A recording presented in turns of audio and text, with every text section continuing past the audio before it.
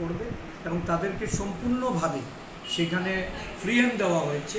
তারা আলোচনার ক্রমে যেন শাসক দলকে পরাস্ত করার জন্য একটা ভূমিকা তারা পালন করতে।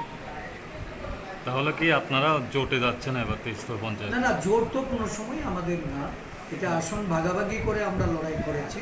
এবং সর্বভারতীয় ক্ষেত্রে যে ইন্ডিয়ার জোট, এটা গণতন্ত্রকে দেশে শক্তিশালী করার জন্য, সংবিধানকে রক্ষা করার জন্য এই জোট বিগত দিনেও আমরা জোটে থেকে কাজ করেছি। এবং এই জোটকে শক্তিশালী করা, এটা সর্বভারতীয় প্ল্যাটফর্মে আমরা সবসময় এই বিষয়টাকে গুরুত্ব দিয়েই আমরা চলছি। তবে যেহেতু পঞ্চায়েত নির্বাচন, এটা স্থানীয়ভাবে এখানে নেতৃত্ব তারা বোঝাপড়ার মতন